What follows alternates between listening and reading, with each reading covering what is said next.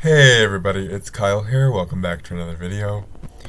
So, one of my feels like lifetime goals is to eventually get my driver's license because I think and I know that it will provide me with a great sense of freedom and kind of open up a lot of opportunities for me. And I've tried many times to get my license, but I've always stopped short. I don't want to say fallen short because the person that's getting in my way is me because I just let fear control me. But the fear comes from something that happened 11 years ago, and it was an evaluation to see if I could do driver's ed at my high school. And I just want to tell this story just to kind of hopefully be able to let it go. Because every time I've tried to get my license, it's gotten better. I've tried, I think, 4 times since this story. And every time it's gotten a little bit better and a little bit better, but still I'm not there yet. So I'm hoping by talking and telling this story and kind of talking about my feelings about what happened that I can kind of finally put it behind me and move into my future, hopefully. But it all starts with my high school wanting me and several other students with disabilities to go to a facility to be evaluated to see if it is safe for us to drive. And that's nerve-wracking for one, telling somebody like this could make or break you. But I went in pretty confident, and that was kind of my problem. But we'll get there. So I had known about this evaluation for a while. This is right when I'm 15, sophomore in high school. And, this is the time where everyone learns to drive, and it's like a rite of passage. So I'm going to go into driver's ed, but we have to do this evaluation. So I know about this evaluation, and my parents take it upon themselves to help me practice just to get a little bit more comfortable behind the wheel. I'm talking like country roads, no one else around, just kind of letting me get behind the wheel just to kind of get the nerves out. And that worked for the most part. I mean, I was feeling comfortable and ready. Well, I wasn't ready for how this evaluation was going to go. It started out bad because we ended up getting to the wrong area of the facility. So we asked a woman sitting at a desk, like, are we in the right, like, is this where we're supposed to be? And yes, she was eating lunch, so maybe that was part of the reason. But she, like, snapped on us and was like, no. So we're like, oh. So eventually we find the right place. And, I'm like, okay, I got this. And some backstory to this is I knew most of the kids that were also being put through this evaluation. So we were talking back and forth about our experiences, and a few had went before me and they had passed. So I had a pretty good idea of what the evaluation was going to involve. Going back in a room and doing all these like visual tests, and then eventually getting behind the wheel. So once we finally get to the right place in the facility, they call me back, but immediately someone else is using the room that she takes me back to. So we have to wait out in the hallway, me and the evaluator, And me being 15 and overly confident, I'm talking to her about how, oh, my friends have done this. They said I won't have any trouble. I'm telling her that we're going to go to B-Dubs and we're going to Dave and Buster's afterwards. I'm like, this is a piece of cake. Like, this ain't nothing.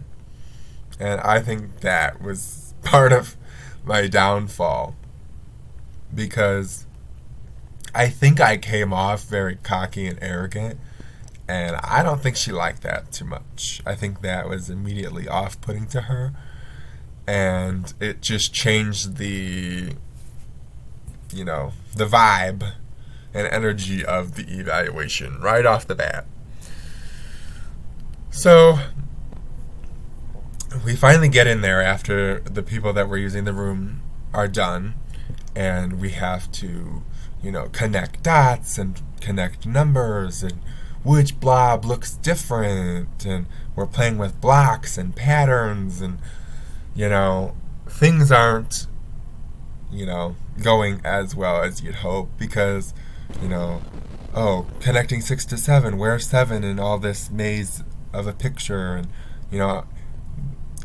my time was a little bit slow, and I'm thinking, what do these blobs have to do with driving? And it was just a bunch of, what does this pattern have to do with anything? I was very like, this has nothing to do with driving.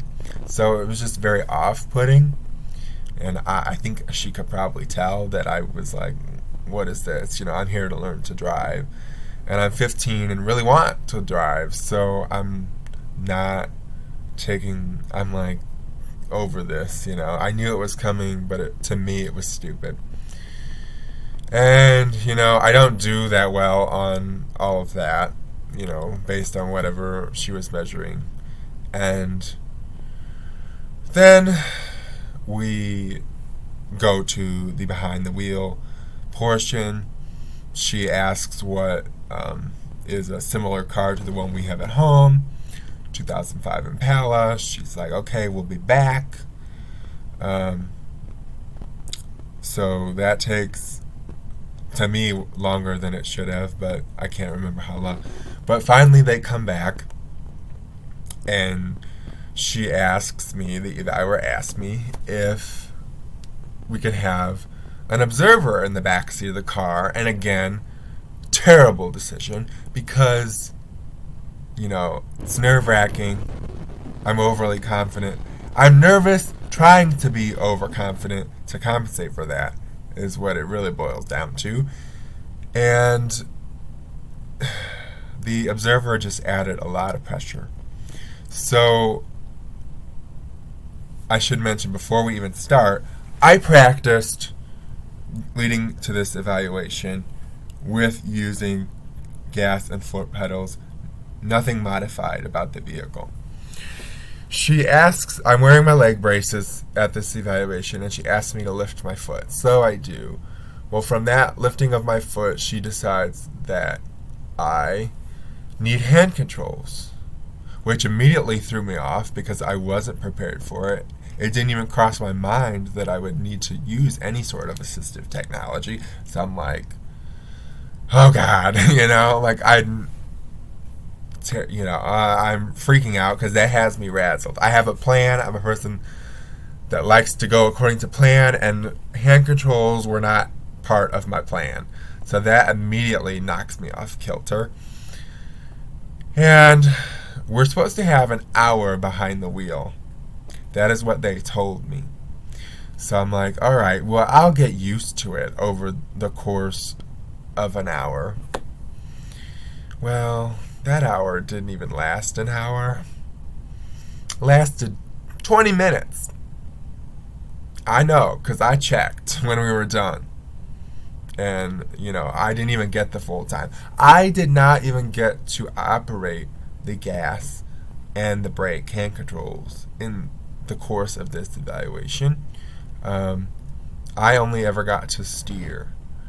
But, so that, I feel part of the reason I'm bringing that up is, for the longest time I never felt like I got a fair evaluation. Uh, how do you decide in 20 minutes when we're supposed to get an hour? But, it is what it is. I never get to use the steering and the gas, or the brake and the gas. I'm only steering. And as we're going through these 20 minutes, the evaluator, of course, is commenting on what she's seeing from me to the observer. And she's like, see how he's doing this, and see how he's doing that. And that is immediately like freaking me out. Because she's telling the observer things that I'm doing wrong. So that immediately, my confidence is in the toilet in these 20 minutes. And, like, by the time, on one hand, I'm glad it was 20 minutes, because by the time she said, we're done, pull over, I was literally shaking because I just felt like crying. Because it was like a snowball of like, she, do you see this sign? She jammed on the brake. Did you see that? Like, would you been able to stop? I wasn't meeting her expectations on this evaluation. And, as she's commenting on how I'm not doing well, or, everything that she needs to tell the observer, but that's what it felt like. She's telling the observer everything that I'm doing wrong. And, by the time we're done, I am literally just shaking because I'm just so upset with myself for not doing well, but also, like, I'm frustrated at the evaluator because I shouldn't have allowed for the observer, because that immediately would have taken a lot of that away. So we get out of the car. I realize it's only been 20 minutes.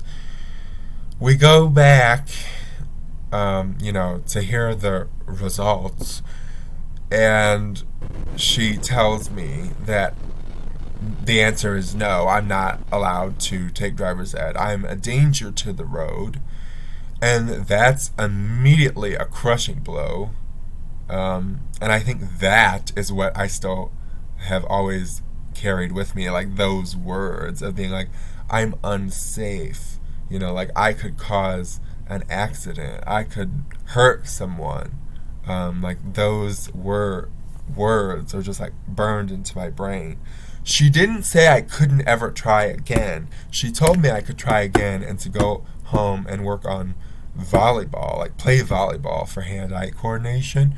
So she never ruled out the potential of learning to drive. She just said at the time I was a danger to the road. But, that has what's stuck with me, because I've grown up, my reflexes are better, and there's no one telling me that I can't drive now. That is in the past. That is what somebody said 11 years ago. And that is not the case now. No one has told, I have gotten the go-ahead to drive. But it's just been really hard to shake. And, I'm hoping by talking about this and my experience that I can finally let it go.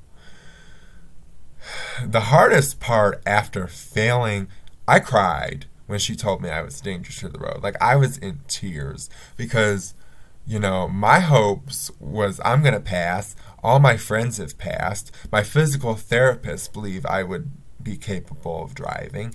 Like, everyone was like, you're going to pass this, Kyle. There's no need to worry. And then I didn't pass. And I'm being told I'm a danger to the road. And I just broke down and cried. I remember crying all the way from the time she told me that I wasn't going into driver's ed to like walking out of the place still like, and my brother and now sister-in-law are there too, because we're going to Dave & Buster's afterwards. And, they come out and I'm just like like, my dreams have been crushed by this woman. And, thankfully we were going to Dave & Buster's afterwards because it did help take my mind off of it. But the hard part was everybody knew of my friends I was taking the evaluation on this day. So, of course, they're naturally calling me. It's like, how did it go? Because they all passed, and everyone assumes I'm going to pass. So they're like, yeah, it's going to be great. Let's talk about it. So I'm in Dave & Buster's on the phone being like, I didn't pass. And everyone's like, what do you mean you didn't pass? I'm like, I didn't pass. They told me I can't do this. And, that was really hard to say and to them. Like, everyone expected that I was going to pass. And I expected I was going to pass. And I didn't. And that was really hard to, like, say out loud that I didn't pass. So it was just, I was just absolutely devastated. And it really took the wind out of my sails. Like, it crushed me. And honestly, I was traumatized by the experience because, I was angry that it didn't go how I was wanting it to go. I was mad that I only got 20 minutes, even though on the paperwork it said I got an hour. That took me forever to be like, they cut me short. They shortchanged me. And just, the whole experience was negative for me. But then I realized, eventually, like, I shouldn't have went in super cocky. I mean, that immediately changed, that set the tone. I think, not that she failed me on purpose, because then she'd just be terrible at her job.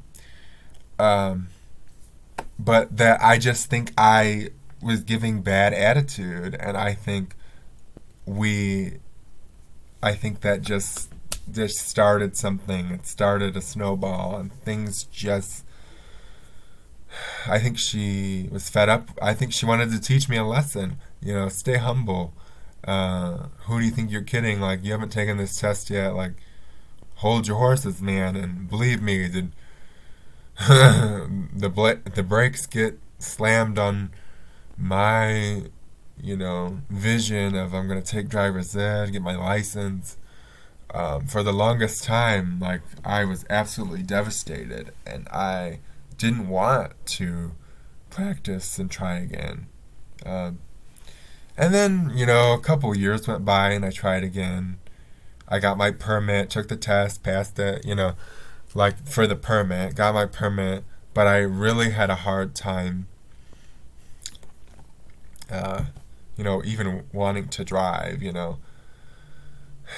So then it expired, and we tried again, and I got a little bit better at doing it, but still didn't want to drive consistently. The third time, I was in community college, and, I would drive home from community college, and, I was starting to do it, but again, those repeating words of you're a danger to the road, even though I no longer was, I just couldn't, they were just burned into my brain, and like, I'm unsafe, and I'm going to cause an accident, and like, yes, years had passed, and that was no longer true, but I just couldn't shake those words. So again, I didn't pull the trigger on getting my license. And the fourth time, the most recent time, I was when I was working, and I was driving to and from work, and I had driven more behind the wheel than I had ever driven.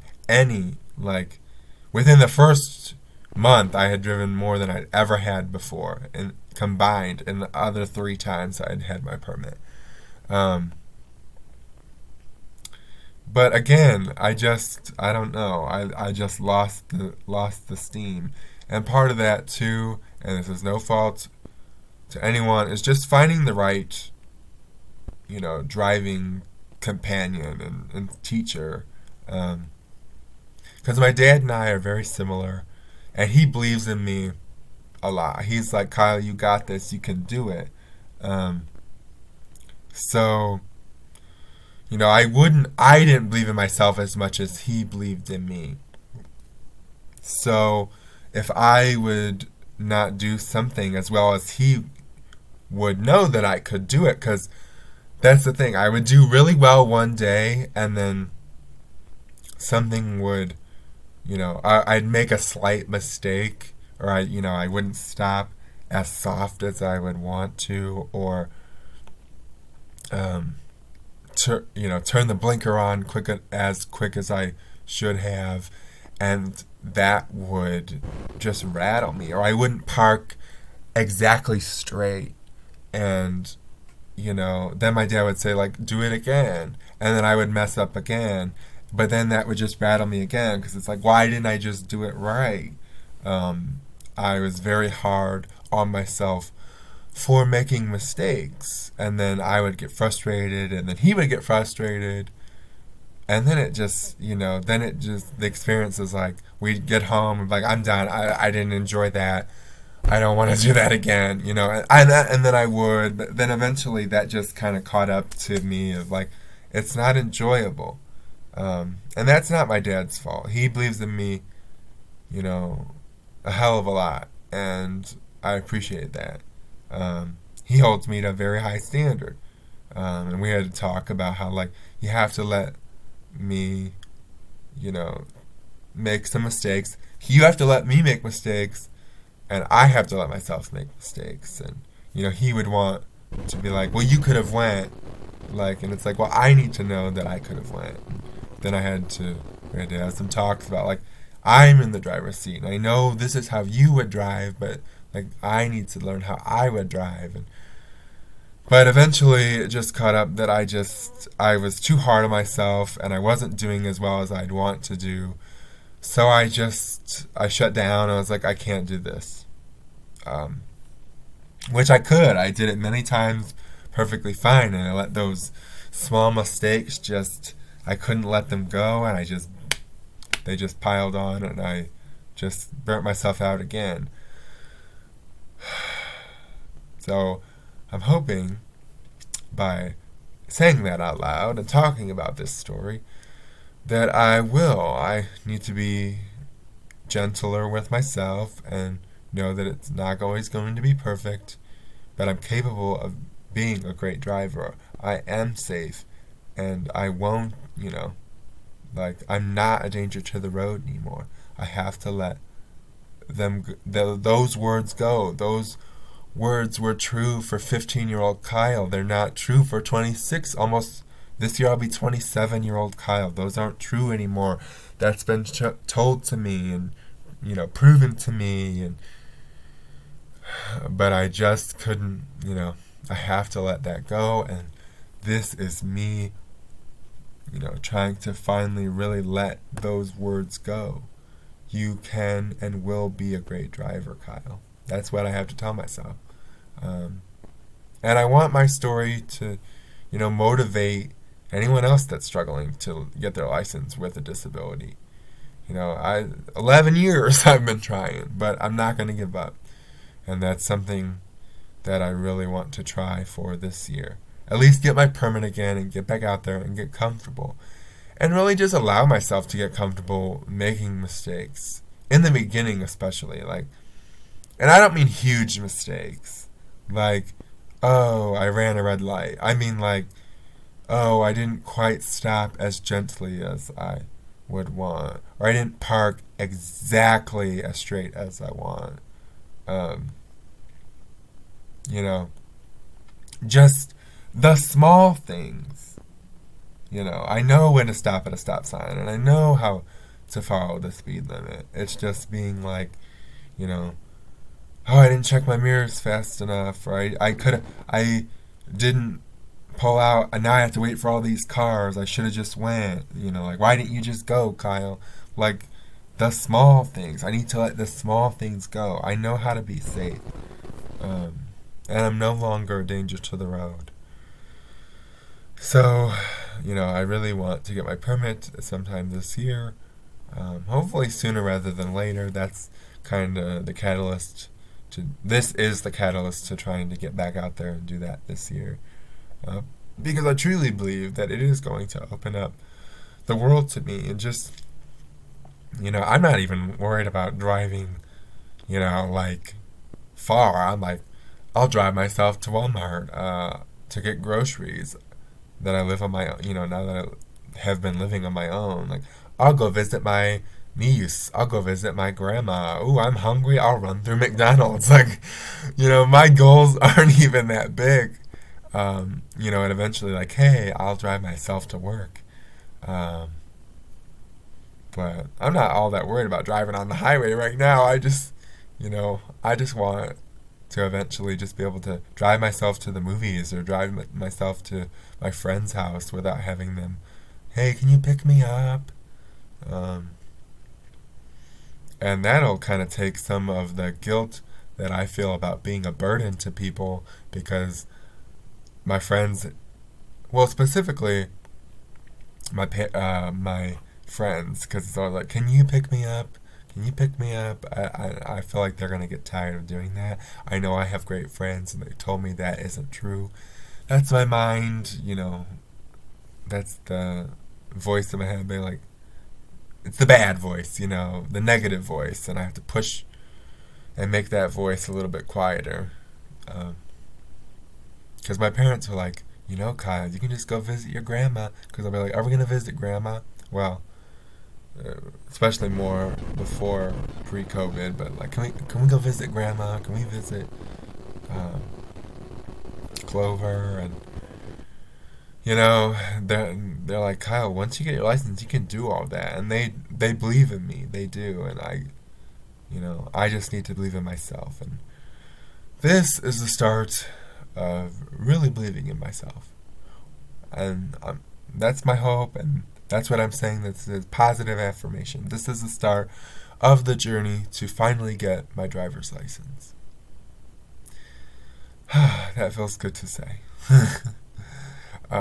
If you've enjoyed this story, please let me know.